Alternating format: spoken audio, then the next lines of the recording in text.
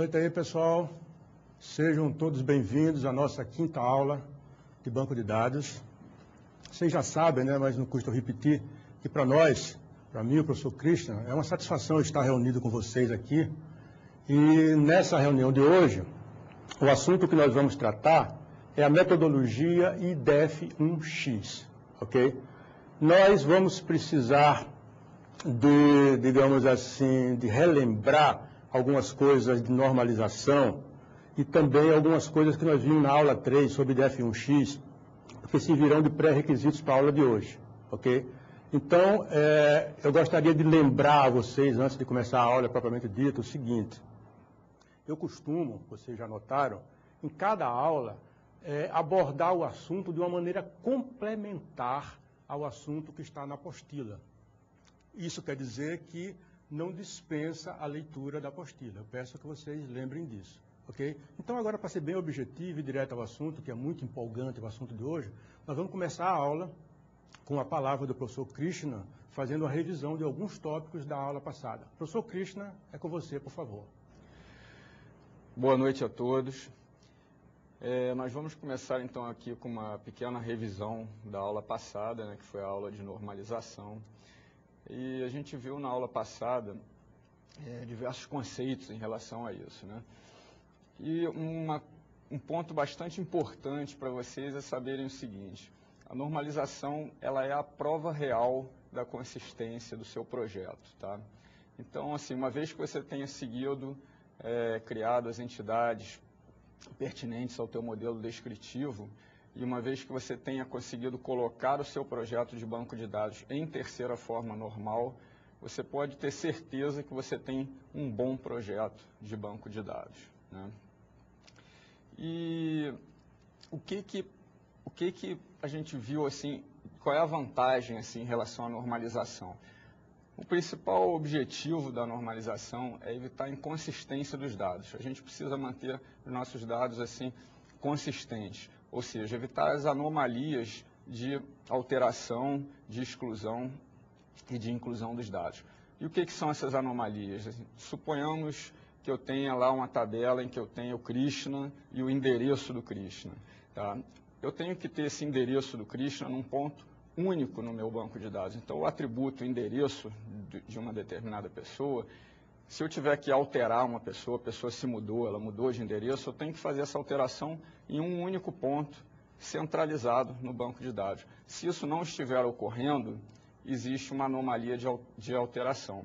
Por quê? Porque eu poderia ter a mesma pessoa em um determinado lugar do banco com um endereço e em outro lugar do banco com outro endereço. E um usuário não saberia, então, qual é o registro correto, tá?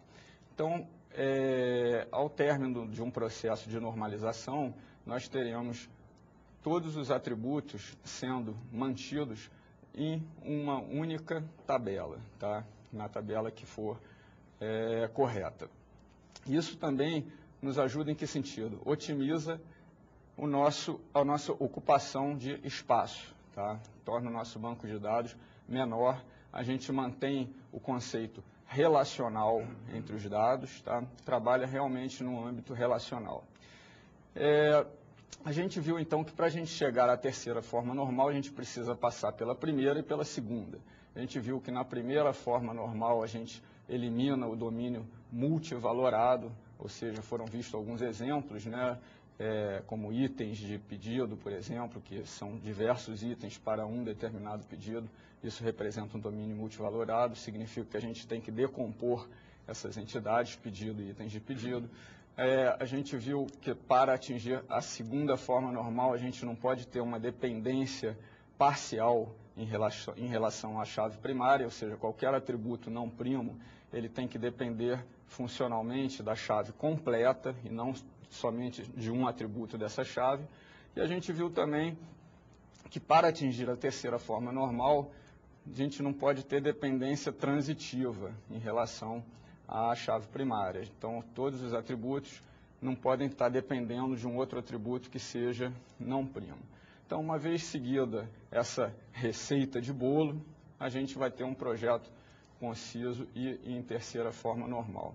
E eu gostaria de também reforçar a vocês seguinte, vocês como projetistas de bancos de dados, vocês devem realmente manter todo o projeto de consistência dos seus dados dentro do banco. Vocês não devem nunca confiar nos programadores.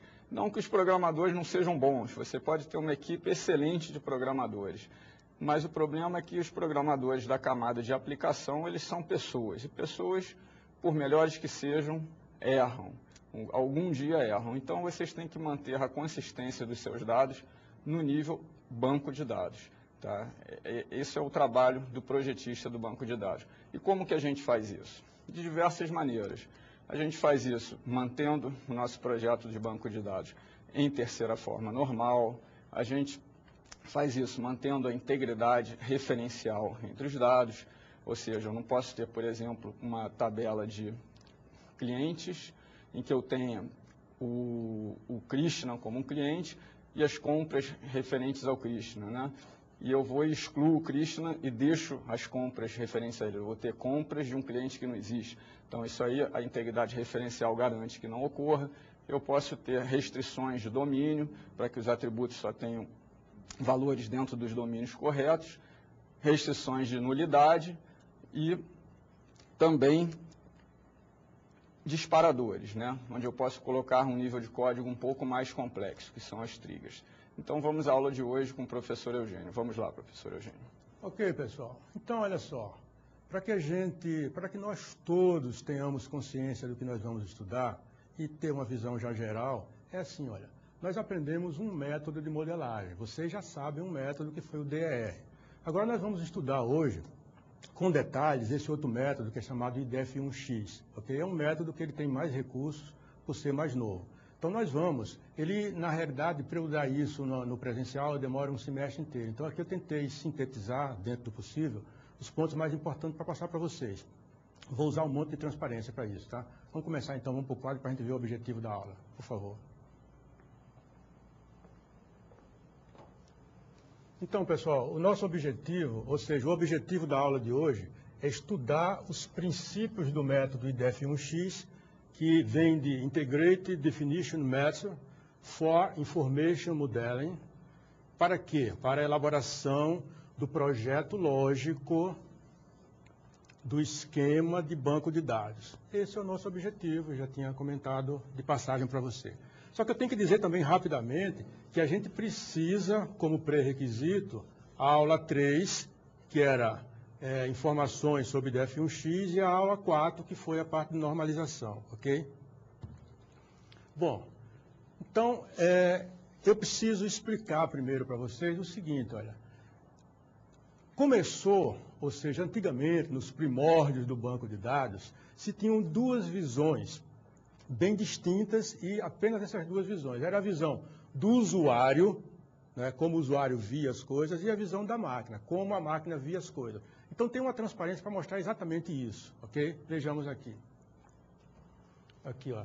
Chamamos de visão tradicional, ok? Então, nós tínhamos do lado de cá a visão do usuário, e se chama isso de esquema externo, e do lado de cá nós temos a visão do computador, que chamamos de esquema interno, aliás, interno, esquema interno. Essa era a visão anterior, que dava uma série de problemas, tá? Que eu vou citar mostrando a próxima visão, que é a visão ANSI Spark. Nós já estudamos isso, né? Vocês já sabem de que se trata, por isso me permito não dar detalhes sobre isso. E essa visão incorporou uma terceira camada, que é essa aqui, ó. Vocês podem observar daí que o lado de cá continua, ou seja, o esquema externo ou visão do usuário permanece, o esquema interno ou visão do computador também permanece, e aqui no meio foi colocada essa outra camada que a gente chama de esquema conceitual, tá? Esquema conceitual. Esse esquema conceitual, aqui, ó, o objetivo básico do esquema conceitual é prover uma definição do significado e da relação entre os dados, ok? Ou seja, se a gente tem esse esquema, não é? As mudanças que se querem fazer nas regras do negócio ou em termos de implementação do lado de cá, não são afetadas diretamente como era no modelo de 2 camadas, quando tinha só isso ou isso. Tudo nesses 2 esquemas era dependente da aplicação. Quer dizer, uma aplicação tinha os seus próprios dados e esses mesmos dados poderiam ser replicados em outra aplicação, o que causaria uma série de problemas solucionados por essa arquitetura aqui, ANSYS Spark, que tem 3 camadas.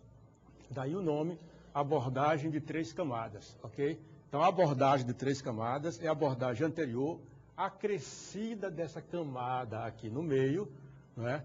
Que se chama esquema conceitual.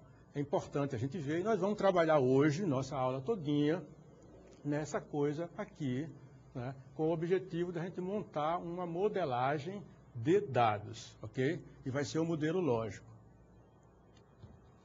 Bom, então, a metodologia que nós vamos usar é a IDEF1X, ok? Muito bem.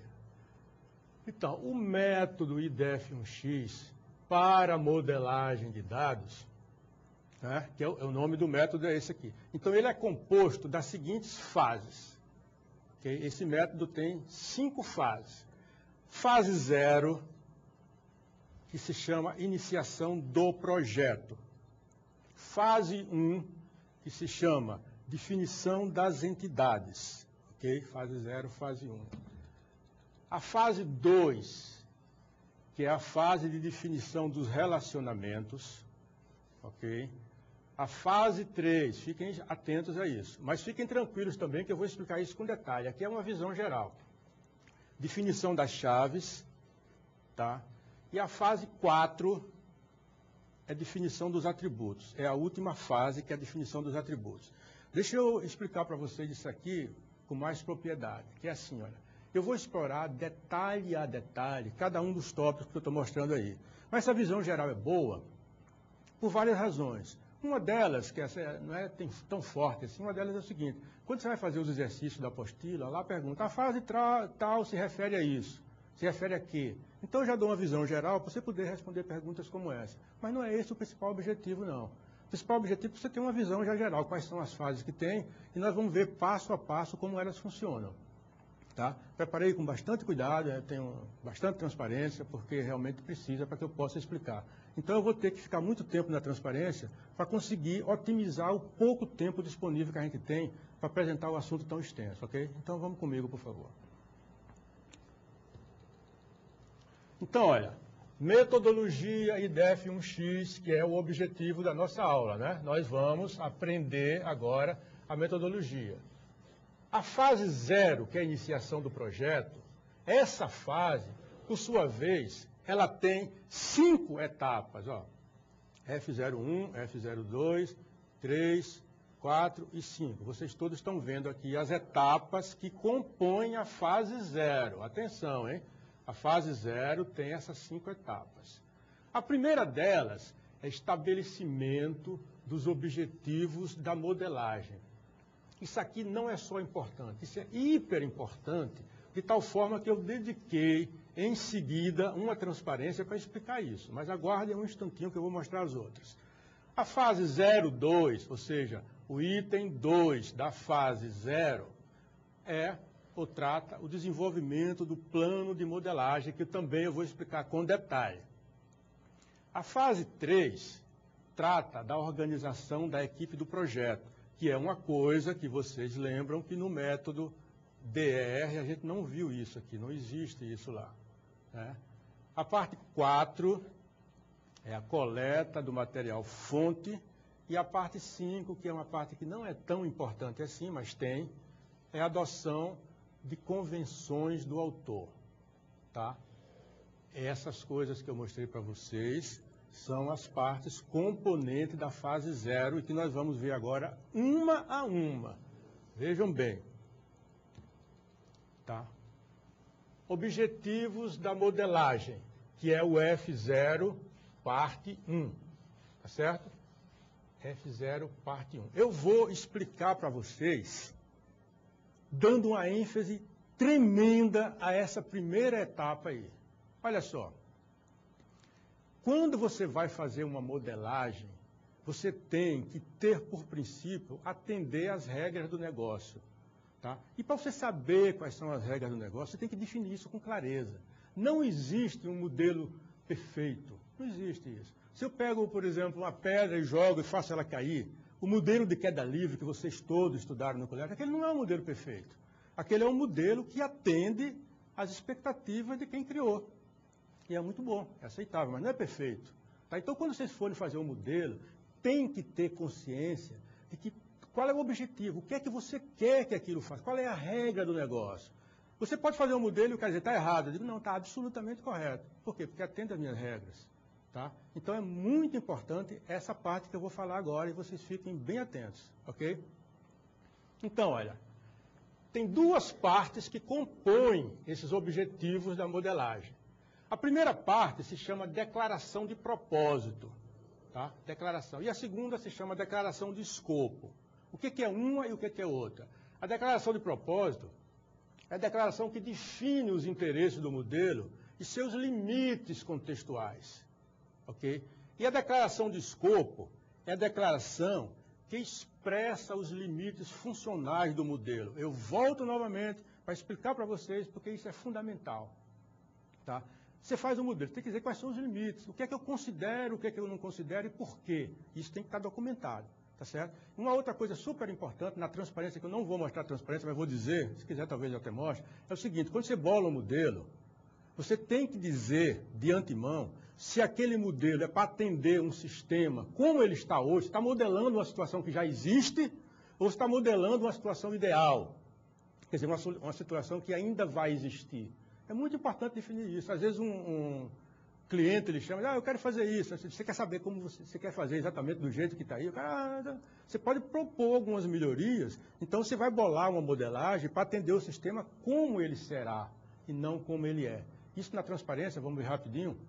Os americanos chamam de as is model, quer dizer, o modelo como ele é, e to be model, quer dizer, como deverá ser o modelo. Isso aqui é o significado dessas duas palavras que vocês estão vendo aqui. Ok. Agora nós vamos para F02, ok? Que é o plano da modelagem. Essa aqui é onde a gente perde menos tempo no método de F1x, porque essas coisas aqui não mudam, tá? Então o plano da modelagem é sempre assim. Letra A é o planejamento do projeto. Você faz o planejamento. Letra B, o que você vai fazer? Vai fazer a coleta de dados. Letra C, a definição das entidades. É sempre essa mesma receita de bolo, você usa em todo o projeto IDF1X. Então, não tem muito o que falar, né? Então, a letra D é a definição dos relacionamentos, né? Tudo isso aqui é logicamente encadeado, que significa dizer que eu não posso fazer esse aqui sem antes ter feito esse aqui, né? Então, a fase E é a definição dos atributos chaves, ok? Em seguida, vem a população dos atributos não chaves. Em seguida, vem a validação do modelo e, finalmente, vem a revisão e aceitação. Vejam bem, para que todos fiquem conscientes, nós estamos na fase 0. Lembram que o modelo tem 5 fases, vai 0 até 4. E dentro da fase 0, nós estamos trabalhando no item 2, que é o planejamento da modelagem que acabamos de ver. Agora vamos para uma parte chocante, apenas chocante, que é a equipe do projeto, que é o item 3 da fase 0. Vocês veem esse desenho que eu caprichei para fazer aí, deu um certo trabalho, e no centro está o gerente do projeto, tá? Interagindo diretamente com o especialista, que eu vou explicar, fiquem tranquilos, com fonte, com modelador e com comitê de revisão e aceitação. No momento, eu gostaria apenas que vocês olhassem para esse desenho todo, né, que é um desenho simples, mas muito eficaz, porque eu vou explicar passo a passo o que é cada uma dessas coisas aqui, tá? Porque é muito importante isso. E vou começar explicando aqui, olha, gerente do projeto. Nós temos uma transparência para explicar cada um desses papéis que nós temos na equipe do projeto. É super importante ter uma equipe para elaborar um projeto, ok? Então, vejamos. Atribuições, desculpe, atribuições do gerente. Eu estou falando do gerente, que é aquele elemento central. Tá? Então, a atribuição principal dele é administrar o projeto. O que é que o gerente faz? Perguntarem para você, olha, o gerente administra o projeto. Ah, beleza. Mas e o que é que ele faz? O que é que significa administrar? Ele tem 4 funções essenciais. Tá? Dentro do método de DF1X está muito claro. 4 funções. A primeira delas é selecionar o modelador. Tá? O modelador, nós vamos ver na transparência seguinte o que é. Mas ele, o gerente, é quem seleciona o modelador. Importantíssimo, viu? Vejam bem, tudo isso é importante. Depois que ele seleciona, ele vai identificar as fontes de informação. Vamos ver também com detalhe o que é que significa isso. Em seguida, o gerente seleciona os especialistas, que também vamos explicar o que é. E depois ele monta e conduz o comitê de revisão e aceitação. Ok? Essas são as funções do gerente. O gerente tem essas funções, isso aqui é muito importante. Vocês viram no desenho anterior, né, naquele desenho com figuras, que o gerente está no centro de tudo, né? Então as funções dele são essas que estão especificadas aqui. Muito bem. Agora, quais são as atribuições do modelador? Tá? Modelador, para quem ainda não captou, modelador é o cara que efetivamente faz o modelo. Quem constrói o modelo, o analista que constrói o modelo, é o que é o modelador. Tá? Atribuições dele: elaborar o modelo. É a atribuição dele. Agora, para fazer isso aqui, ou seja, para fazer a elaboração do modelo, o modelador coleta dados, o modelador treina participantes, o modelador documenta e controla o modelo e o modelador organiza os kits de modelagem. Aqui vale a pena eu dizer para vocês o seguinte, olha, o modelador também tem várias funções, tá? Várias atribuições, muito importantes. Uma delas está ali, treinar os participantes. O que é que significa? Significa assim, olha, os participantes da equipe têm que ter um mínimo conhecimento do método para poder ajudar. Né? E tem um elemento que, teoricamente, não teria que ter conhecimento nenhum do método, e ele tem que ter. Quem é esse? É o especialista. O especialista é alguém que conhece profundamente uma parte do problema e que é chamado para compor a equipe para ajudar naquela parte que ele conhece. Mas se ele não souber como é que o método funciona, não tiver uma mínima noção, ele não vai ajudar, ele vai atrapalhar. Então, a atribuição de passar o conhecimento para esse especialista fica com o modelador. Ok? Vamos continuar. Agora, fontes de informação. Né? Fontes de informação. Fontes de informação são pessoas e ou documentos. Eu vou ler aqui, depois vou explicar lá na frente para vocês. O gerente do projeto, ou gerente do projeto, ele identifica as pessoas que conhecem o mini-mundo, cuja percepção é essencial para a modelagem. Tá? Vou ler isso novamente e vou explicar para vocês. Olha, o gerente do projeto, esse elemento aqui, né, é quem identifica as pessoas que conhecem o mini-mundo, cuja percepção do mini-mundo é essencial para a modelagem. O que é que significa isso, pessoal? O gerente vai escolher quem são as pessoas que vão influenciar, que vão servir de, digamos assim, de apoio para definir o projeto, para definir o objetivo, né? Que nós estamos na primeira fase, que é a fase de definição. Agora vejam bem, o modelador ele tem que ter uma percepção muito boa, porque é claro, é óbvio que toda pessoa é tendenciosa no que informa dentro de uma organização. O cara trabalha no financeiro, então, como se diz em gíria, ele puxa a brasa para a sardinha dele. O outro também, em função dos interesses, o cara sempre tem uma tendênciazinha de favorecer a área que ele trabalha. É óbvio, é natural até. Né? Então, o modelador tem que saber captar essas diferenças e levar em consideração para conseguir fazer com que o modelo reflita a realidade. E não a opinião de um cara que está na equipe. Tá? Então é muito importante também a atribuição do modelador. Vamos continuar com os outros elementos. Atribuição dos especialistas. Tá? O que é que o especialista faz? A atribuição principal do especialista é essa aqui que eu grifei. É validar o modelo. Tá? A atribuição principal do especialista é essa. Se eu quisesse uma palavra, era isso. Agora tem uma observação e depois eu vou explicar lá na frente.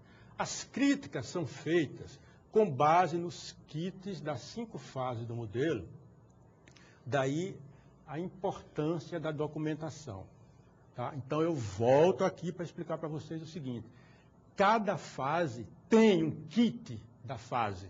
O kit nada mais é do que um papel escrito, uma documentação, escrita, que reflete tudo que foi feito naquela fase. E é super importante ter essa documentação. Porque, por exemplo, quando o especialista vai dar a sua opinião sobre alguma coisa, ele não vai dar opinião baseada em palavras de alguém. Ele vai dar opinião baseada no que está escrito ali. Tá? E o especialista é quem valida aquilo. O que é valida? Até uma estratégia que eu uso boa, que é o seguinte: ó, eu estou bolando um modelo. Então, algumas coisas que eu tenho dúvidas, eu deixo lá para o especialista. Eu digo, isso aqui eu vou deixar de propósito para o cara me esclarecer. Então, eu já deixo algumas coisinhas assim que não estão esclarecidas do ponto de vista ainda de objetivo, e o especialista é que vai tirar. Eu chego para ele lá com o documento, olha, isso aqui não está claro para mim. Aí ele vai clarear. A função dele é validar. Ou vai dizer, não, isso aqui você pensou de uma maneira e não é essa maneira. Tá? Então, é muito importante que a gente tenha isso em consideração. E vocês estão vendo que a equipe, né, cada um com seus papéis bem definidos, é muito importante no projeto de uma modelagem. Vamos continuar vendo a outra coisa. Comitê de revisão e aceitação. É formado por leigos, esse leigo eu vou explicar já o que é, né? Especialistas da área de interesse do projeto. Tá? Julga e orienta a modelagem, além de dar o parecer final sobre o modelo. Eu botei uma observação aqui. O modelador não deve participar do comitê. E, novamente, preciso uma explicação para vocês, para deixar bem claro a importância disso. Que é assim, olha, como eu disse há pouco, não tem um modelo certo, perfeito. Tem um modelo aceitável pelo comitê. Okay? Não adianta uma pessoa fazer um modelo e dizer, esse modelo está certo. Quer dizer, o modelo pode, na melhor das hipóteses, refletir perfeitamente a realidade. Tudo bem. E quem diz isso? Eu que faço? O gerente? Não. Nem eu digo isso, nem o gerente. Quem tem que dizer isso é o comitê de aceitação, composto por várias pessoas. Né? E quando fala leigo ali, leigo não é um cara completamente analfabeto no assunto, não. Leigo é um cara que conhece o assunto, mas superficialmente. Então, ali chamam de leigo isso. Então, fica bem claro. Né? Quando eu digo leigo ali, não é pegar, por exemplo, um cara está, ei, vem cá você. Não, não é isso. É um cara que trabalha ali, mas não é especialista. Ele simplesmente tem uma vivência. Então, esse cara também deve ser convidado para trabalhar no comitê de aceitação. Tá? E o modelador estou falando assim para todo mundo ver daí, o modelador não deve fazer parte do comitê. Por quê? Porque se ele que bolou o negócio, ele vai lá estar defendendo o que ele fez. E o objetivo do modelo, para ele ficar legal, não é alguém estar defendendo, é um comitê julgar. Né? Porque se eu faço um negócio, eu vou dizer que aquilo é o melhor do mundo. Eu não vou dizer não, mas quase todo mundo diz. Tá? Então, eu não posso participar de um julgamento de uma coisa que eu fiz. Outras pessoas têm que participar. Tá? Então, o sistema da metodologia IDF1X tem um elemento forte que é esse comitê de aceitação. Se o comitê disser eu aprovo, ele aprova. Se ele disser eu aprovo com restrições, ele indica as restrições, vão ser corrigidas e etc. Importante isso, vamos continuar. F04. Agora já passamos para o item 4. Aquele item era o item 3, que tinha aquelas divisões todas. Agora é o material fonte. Né? Material fonte, a gente primeiro diz assim, o que deve ser coletado e quais as fontes. Isso aqui é o primeiro problema que o modelador vai encontrar. Tá certo? Quando ele vai pensar no material fonte é aquele material que a gente usa como referência para explicar tudo o que a gente fez no sistema. Né? Eu não posso fazer assim, tem a entidade professor. Por quê? Porque eu quero. Isso não funciona. Tem que ter a entidade professor porque tem um material onde eu tirei isso. Né? Então, a primeira o primeiro problema que ele vai ter, o modelador, é isso aqui. Agora, como que a gente pode resolver essas coisas? Nós podemos fazer entrevistas, né? Nós podemos fazer observações, nós podemos fazer análise de documentação e de procedimentos existentes. Né? Para que isso? Para captar uma realidade daquele mini-mundo. A gente faz isso aqui. Tá? É importante, nessa parte que a gente chama de material fonte, que a pessoa faça um plano de coleta, Não é sair como barata tonta por aí procurando informação, não. Você tem que saber, eu vou nesse lugar fazer tal coisa, tá? Então, o método explicita que é necessário e fundamental fazer esse plano de coleta, né? E, finalmente, nessa fase aqui, tem a documentação da origem, que nada mais é do que dizer, esse documento veio da fonte tal, ou seja, é necessário que a pessoa faça uma, eu não sei o nome, indexação, tá? Indexação é o nome que em biblioteca se fala, né? Esse documento tem índice tal, veio daqui. Então, todo documento tem que ter a numeração. E tudo que você pegou, você tem que dizer a origem, tá? Isso aqui veio do documento número tal, que está indexado assim, porque esse documento vai fazer parte fundamental do modelo e vai permitir, entre outras coisas, que alguém que entre no sistema tenha informações suficientes para saber, para poder fazer uma manutenção, por exemplo. Ok? Tudo bem. Então, agora, para fechar a fase 0, tem essa parte aqui que é o item 5, que a gente chama de convenções do autor. Como eu falei no começo, essa parte aqui eu até nem curto muito esse negócio aqui, tá? Porque o que é? São convenções adotadas pelo autor. O autor é o cara que está fazendo, né? E essas convenções visam melhorar a apresentação e a compreensão do projeto conforme a conveniência do modelador, tá? Elas devem respeitar duas premissas que eu botei em cor azul. A primeira delas é não podem ser extensões do método e a outra é não pode violar a metodologia, ok? E tem aqui para fechar isso, as convenções adotadas devem ser documentadas no kit da fase 0, porque aqui é a fase 0. Então, mais uma vez, a gente vê. Com isso, a gente fecha a fase 0, que é uma fase hiper importante do projeto, ok? Se isso aí está bem definido, o resto é fazer. Eu até costumo dizer para meus alunos o seguinte, ó, a fase 0 é o que nós vamos fazer, tá? E as outras fases é como que a gente vai fazer aquelas coisas que a gente disse que ia, tá claro? A fase 0 é o quê? Se você disser o que errado, o que vier depois vai sair errado, não é verdade? Então essa fase 0 termina assim. E as convenções do autor é apenas assim, olha, alguém que é autor, se eu vou botar um negocinho, vou chamar a atividade de vermelha para ressaltar. Tudo bem, não fere a regra do método e, segundo ele, vai esclarecer um pouquinho mais. Então pode fazer, mas é uma coisa que eu dispenso, isso aí. Mas o método tem, então vocês podem usar. Tá? Então vamos passar agora para as outras fases, né? A fase 0 está vista aí, ok? Vamos ver as outras fases agora. Ó, IDEF1X, eu botei isso para vocês, ó. Vamos pensar assim, e eu vou lá na frente para dizer para vocês o seguinte, ó, vejam bem. Quando a gente usou o método DER, a gente tinha o modelo descritivo, vocês lembram? Aí eu falei, olha, vocês vão lendo aquilo ali que está escrito em português claro, e destaca os substantivos.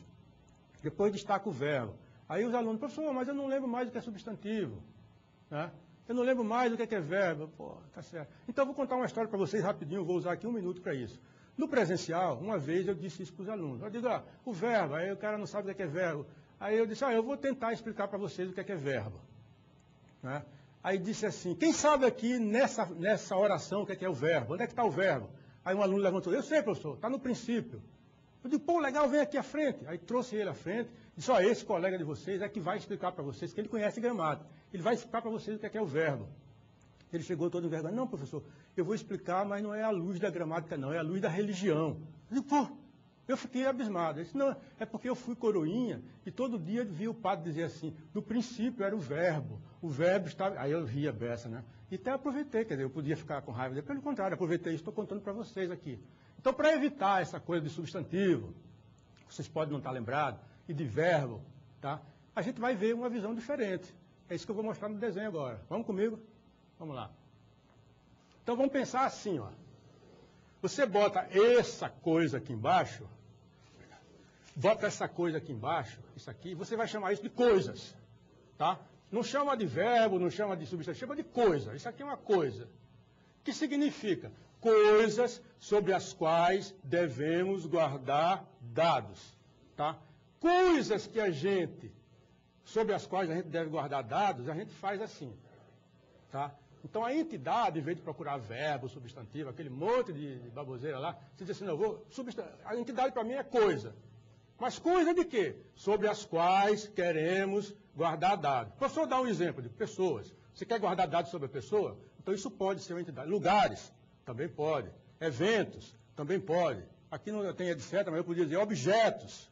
Né? Eu quero guardar dados sobre objetos? Quero. Então, você bota aqui como candidata a ser uma entidade. Vejam bem, não estou falando em verbo, coisa nenhuma, né? Nem substantivo. Depois, essa outra parte aqui, eu vou chamar de relação entre coisas. Fica bem simples. Ó. Eu tenho coisas, depois eu tenho relação entre coisas, e depois aqui nessa áreazinha, que eu não consigo riscar aqui, talvez com a outra caneta, essa outrazinha aqui dentro, são características dessas coisas. Eu acho que fica uma maneira bem fácil de pensar, porque coisa, todo mundo sabe o que é uma coisa. Relação entre as coisas, como o nome está dizendo, como é que essa coisa se relaciona com a outra. E o que está aqui nesse meio, a gente chama de características das coisas, ok? Então, nós vamos no método IDF1X trabalhar pensando assim, como eu estou sugerindo para vocês, ok? Essa é a abordagem nossa. Tá certo? Para a gente identificar a entidade. Entidades são coisas, tá? Então vamos lá. Como é que a gente faria isso? Continuando. Metodologia IDF1X, fase 1, tá certo? Definição das entidades. As entidades são as coisas que eu acabei de mostrar para vocês. Essa fase 1 tem duas etapas. Estão vendo aqui que eu estou riscando, não é? A primeira é a identificação das entidades e a segunda é a definição das entidades. O método sempre tem, primeiro ele identifica, estou marcando aqui, desculpe, identifica, e depois ele define. São duas coisas diferentes, nós vamos ver agora na próxima transparência, tá? Identificação, aqui, ó. Então, identificação. Como é que eu identifico? Bom, tudo que é coisa, primeiro eu faço uma tabela onde boto o número, boto o nome e boto o material fonte. O número é um número que você bota sequencial, porque vocês viram na aula que eu falei, na primeira aula sobre IDF1X, que toda entidade tem um número. Lembram disso? Até eu mostrei no modelo, tem um número. Então eu boto número 1, esse aqui é de entidade. Entidade 1, entidade 2, entidade 3 e assim por diante. Aí boto o nome, eu botei aqui de nome 1, porque eu não quis dar exemplo, para não perder a generalidade, tá? Então, entidade 1 é o nome 1. Nome 1 poderia ser aluno, poderia ser funcionário, o que fosse. Nome 2, nome 3, nome 4, e aí vai até nome N. Quando eu falo até nome N, toda essa coisa aqui, significa que eu posso achar quantas candidatas tiverem a entidades, não faz mal nenhum. E aqui eu botei número 7, que é o número que eu gosto. Por que 7? Para dizer que essa entidade nome 1, eu achei no material número 7. Lembra quando eu estava falando na definição? Tem que dizer o material, né? Então a gente arquivou lá material 7. Então o material 7 foi onde eu saquei que tinha essa entidade. O material 3 tinha essa entidade e assim por diante, ok? Agora vejamos, nessa transparência seguinte, o 1, 2. Eu estou na fase 1, para todo mundo lembrar, e aqui é a etapa 2, que nada mais é do que a definição das entidades. Lembra o que eu falei há pouco? Primeiro tem identificação e depois tem definição. Então agora tem a definição. É simples, são três coisas. É o nome, é a descrição e é o aliás. Esse aliás, eu estou falando em português, na realidade a pronúncia não é assim, mas vou explicar. O nome, forma de reconhecimento de quê? Da entidade, né? Do modelo, deve ser único e significativo. O nome deve ser único e deve ser significativo. Se eu vou trabalhar com pessoas, um nome bom seria pessoa, e não A ou B. Né? A descrição aqui é a forma mais usual de nomear a entidade dentro da empresa. Um exemplo, numa empresa o cara chama empregado as pessoas, em outra pode chamar de funcionário e assim por diante. Então a forma mais usual você explica na descrição. Tá? E o aliás nada mais é do que uma lista de outros nomes. Eu posso dizer isso numa palavra só. Aliás, são sinônimos. Tá? Uma coisa que eu posso chamar funcionário, em algum lugar chamam de func, por exemplo. Então eu digo, aliás, func, para representar que é também possível chamar funcionário de func dentro desse modelo. Ok. Agora vamos passar, pessoal, ainda na metodologia de DF1X, que é a nossa aula, para a fase 2. A fase 2 é a definição dos relacionamentos. Ok? Muito bem. Então ela tem etapa 1, 2 e 3. A etapa 1 identifica as entidades relacionadas. Eu vou detalhar isso, aqui é só a visão geral. A 2 define os relacionamentos. Vejam novamente aquilo que eu falei há pouco. Identificação e, em seguida, definição. Né? E, finalmente, tem a construção do diagrama de nível de entidade, no IDF1X. Ok? Muito bem. Como é isso? Assim, ó. Isso aqui, que vocês estão vendo, eu preparei para vocês, isso aqui se chama na literatura de matriz de relacionamento. Né? Matriz de relacionamento. O que é que tem ela? Nada mais é do que uma tabela, como vocês estão vendo, onde cada linha, vocês estão vendo aqui, ó, cada linha tem uma entidade, tá? E cada coluna tem também uma entidade, tá? Tá? Então eu vou fazer o relacionamento entre as entidades, né? Porque eu estou querendo saber o que? As entidades relacionadas. Então, simplesmente, essa área do meio que vocês estão vendo, não existe relacionamento, por quê? Porque não pode ter o relacionamento desse cara com ele mesmo, né? Não tem, né? Mas pode ter desse cara aqui com esse, aí você marca com X. Se não tem com esse, você não marca. Se tem com esse, você marca. E assim, você marca com um X no quadrado da interseção da linha com a coluna, marca com X para indicar a existência de relacionamento entre essa entidade com essa entidade, ok? E assim, você marca para cada uma das entidades, tá? Isso é bem simples de fazer. Quer dizer, não é bem simples de fazer não, me desculpem, mas é factível. Com um pouco de boa vontade vocês terminam fazendo, e com prática vocês fazem rápido até. Então, ó, agora vamos à definição das entidades relacionadas. Aqui é o seguinte, ó, eu fiz esse desenho aqui no quadro, dando um exemplo hipotético. Então você coloca aqui uma entidade que você já tem aqui elencada, coloca uma, coloca, digamos, várias. Né? Aqui como exemplo eu coloquei uma entidade fornecedor, como exemplo, tá? Não tem nenhum modelo, não fiz regra de negócio, é só um exemplo. O comprador, tá? O item e o pedido. Vocês veem esse tipo de relacionamento assim, nós já vimos isso na aula sobre DF1X, a aula número 3, isso é um relacionamento não específico. E nessa fase que nós estamos aqui, é possível, é permitido pelo método ter relacionamento desse tipo, tá? Isso é um relacionamento não específico. Então você faz esse diagrama baseando-se na matriz de relacionamento que eu mostrei na transparência anterior. Então você faz e dá uma coisa parecida com isso. Olha só, isso aqui é só hipotético, hein, pessoal? Não vamos pensar que isso aqui é um modelo real, é um modelo hipotético para fins de exemplo. Né? E depois, vejam bem, você vai fazer que a última fase, a última etapa da fase 2, é o diagrama a nível de entidade. O que é o diagrama a nível de entidade? Eu tenho que explicar para vocês com mais detalhe. É assim, você pega uma entidade do modelo e bota ela bonitinha lá no centro do desenho. E você coloca as entidades que se relacionam com ela, só as que se relacionam diretamente. Se tem um relacionamento indireto, fica frio, não bota. Então, para efeito de modelagem disso, você pega a principal, bota no meio, e os relacionamentos você passa para, você coloca, né, coloca no meio a entidade que você quer, bota na berlinda e coloca os relacionamentos, como no exemplo aqui. Ó. Tá? Essa entidade aqui no meio é a que eu quero analisar, por isso que eu botei ela de uma cor diferente, que é a ordem de compra. Então, quem está relacionado direto com ela seria o comprador, seria o requisitante, seria o aprovado e aqui embaixo o item. Ok? Então, com isso, pessoal, a gente conclui essa primeira etapa da aula. Eu vou passar a palavra ao professor Krishna, que ele vai fazer as considerações dele, e depois a gente continua para ver as outras fases. Tá certo? Professor Krishna, por favor, é você agora.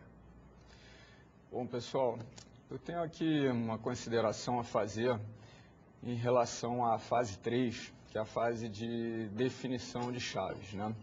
Nessa fase a gente vê, vocês podem, por favor, abrir a apostila na página 82, né? Nessa página 82 a gente tem uma etapa de refinamento dos relacionamentos não específicos, né? Porque nas fases anteriores a gente não tem as chaves.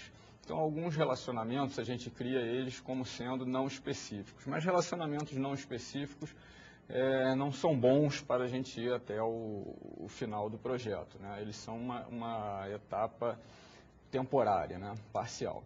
Então, na página 82, vocês podem ver aí na figura 4, em que a gente tem um relacionamento não específico entre projeto e atividade.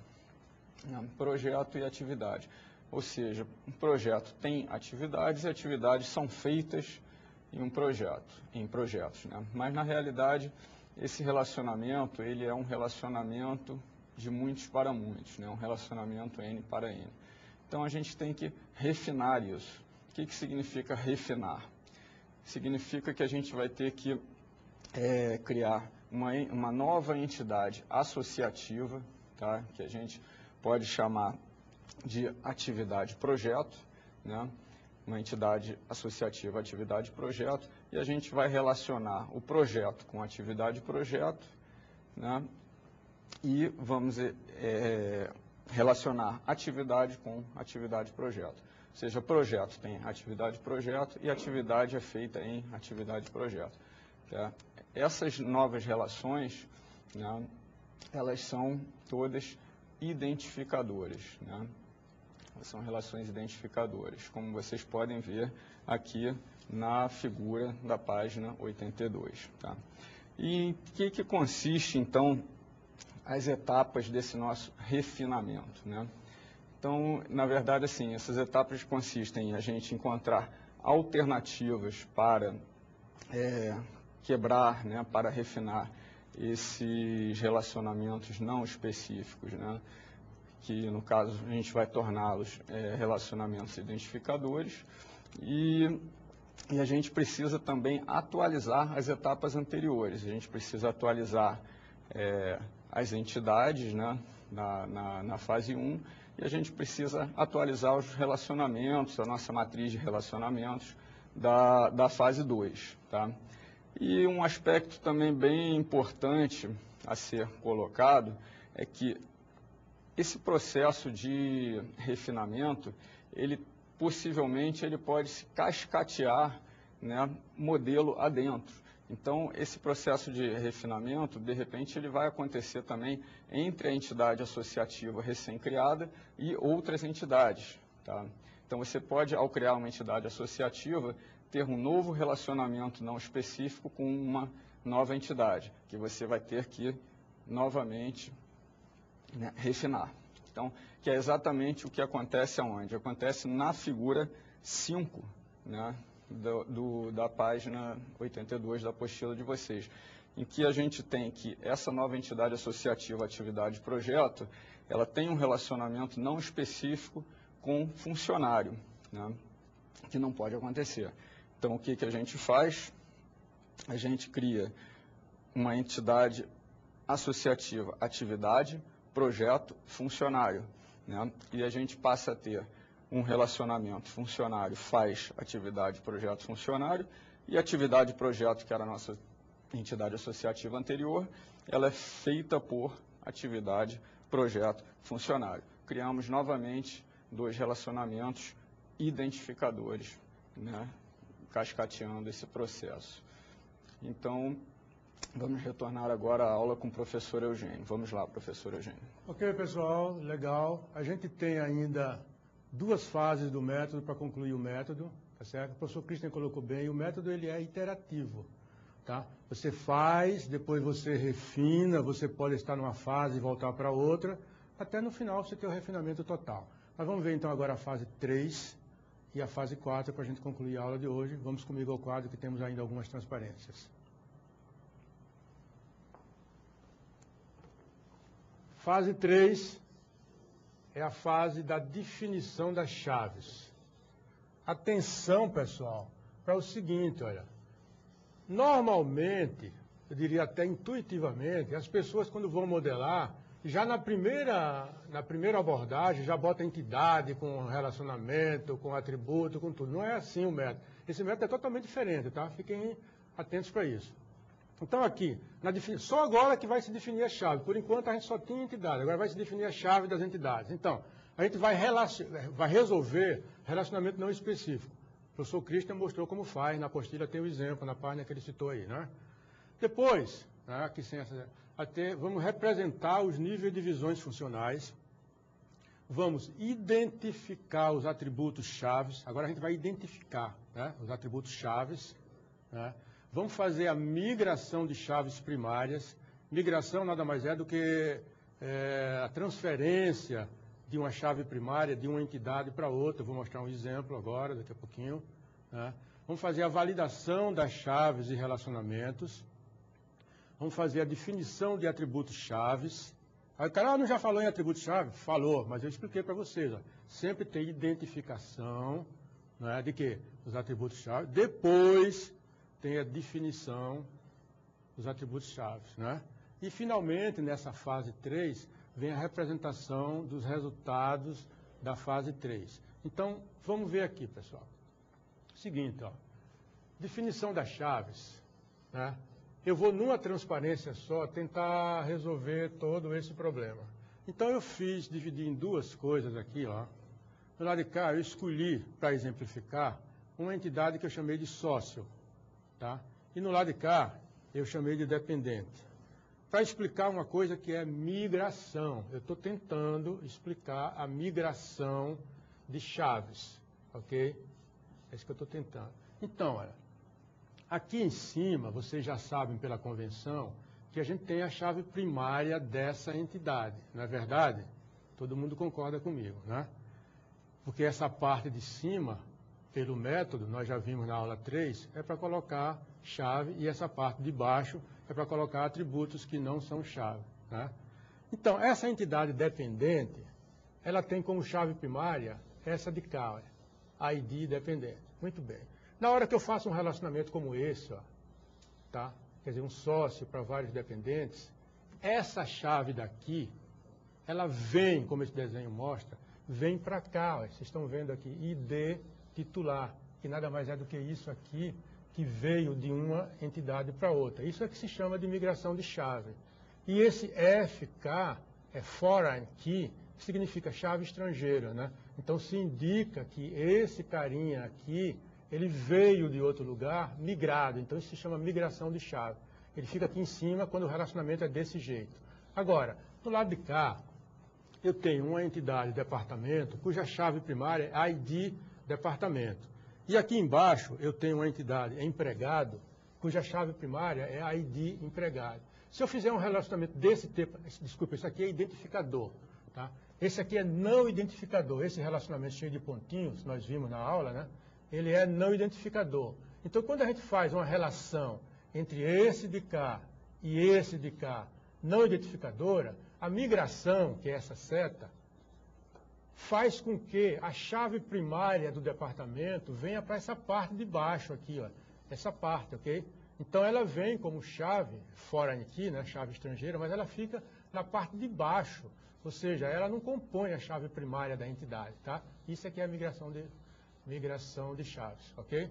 Bem, então agora, isso aqui, para aquele desenho no quadro que eu vou mostrar, provavelmente vocês não vão ver com nitidez, mas o objetivo não é esse, ver com nitidez. É só dar uma visão geral de como fica o modelo após essa fase. Então vamos ver no quadro junto comigo. Ó. Não sei se vocês conseguem enxergar isso direito, mas como eu já disse, ressaltei em vermelhão aqui embaixo, apenas para ilustrar.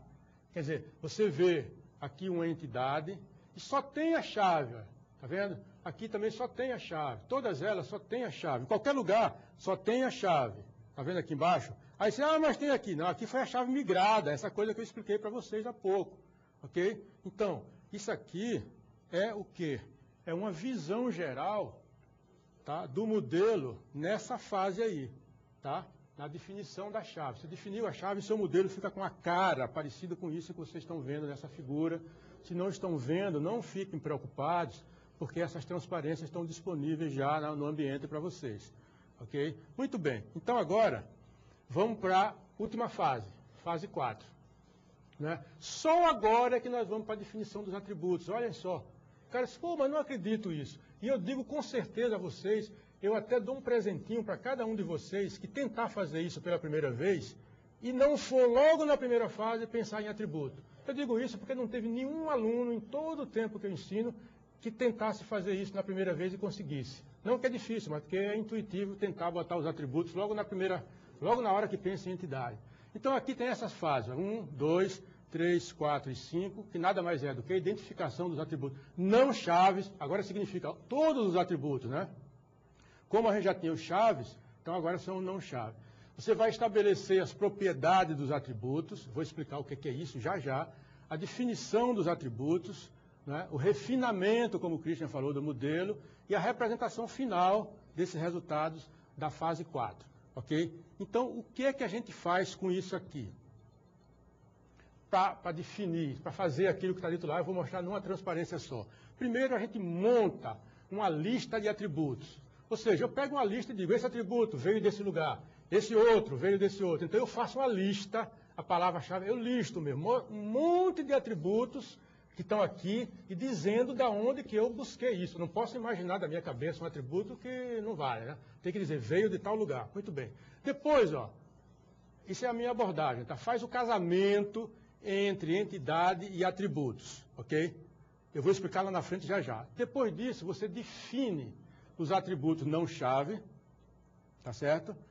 Definir, sempre eu falei, identifica, depois define. Depois você valida e define a estrutura dos dados, tá? Então vamos explicar para vocês com detalhe o que é isso. Veja só, eu já dei en passant, quer dizer, de passagem na aula 3, uma dica sobre isso, que é assim, você tem todas as entidades já, né? Com as suas devidas chaves e o relacionamento. Mas não tem nenhum atributo. Mas você tem tem uma lista, nós vimos aí agora, uma lista de atributos. Atributo tal, tal, tal. Tudo bem, agora eu vou fazer o casamento. O casamento quer dizer, eu vou dizer a quem pertence aquela, não que eu queira dizer que casamento significa pertencer, né? Mas quem pertence a quê? Então o que é que você faz? Alguns atributos são óbvios. Se tiver assim, código do cliente, é claro que ele pertence à propriedade, aquela palavra propriedade está explicada aí. Pertence à entidade cliente, né? Código do funcionário, pertence à entidade funcionário. Mas tem atributos que não são tão óbvios de saber a quem pertence. Ah, professor, quando não é óbvio, faço o quê? Muito simples. Você pega a documentação, lê e vê, pelo que está escrito na documentação, quem é o provável, digamos assim, receptor daquele atributo, né? No final, vê como é chocante isso. As entidades vão estar todas com seus devidos atributos. Se sobrar alguma entidade, ou se sobrar algum atributo, é sintoma de que alguma coisa não está bem certa no modelo. Então você diz, por que sobrou esse cara aqui? Aí você vai analisar pela documentação, opa, isso aqui não é uma entidade, isso aqui é um atributo. Ah, se ele é um atributo, ele pertence àquela entidade. Ah, legal, então vai lá e bota. Então a pessoa vai lá e coloca aquilo, e fazendo isso já está com o modelo, digamos assim, razoavelmente bom. Feito isso, o modelo razoavelmente bom, o que é que eu vou fazer? Eu vou refinar aquilo. Porque eu não quero razoavelmente bom, eu quero ele bom. Mas quem diz que estou bom sou eu? Não, eu não posso dizer que está bom. Tá? Quem tem que dizer que está bom ou não é o comitê de revisão e aceitação. Então submete aquilo para o comitê, ele vai analisar, pode fazer observações dizendo, olha, está bom, mas precisa ver tal coisa. Então aí você pode mandar de volta para uma fase anterior, e nessa fase anterior são feitas modificações. O método é interativo e ele é incremental. A cada vez, o professor Christian explicou muito bem, eu tenho uma entidade. Quando eu faço, digamos assim, eu resolvo um relacionamento não específico, eu aumento a entidade. Aumento, quer dizer, eu crio nova, não aumento em tamanho, desculpa. Cria novas, e assim vai. Então tem que ficar bastante claro isso aí. O método fica legal. Vocês fazem, é um método que vale a pena vocês experimentarem. Tá? Eu sei que quem vai experimentar sempre é induzido, na hora que bola a entidade, já dizer, esse atributo daqui não vale isso. A beleza desse método é que no final você faz a verificação. Então, pessoal, eu quero deixar vocês à vontade e até a próxima aula. Um abraço, boa noite para todos.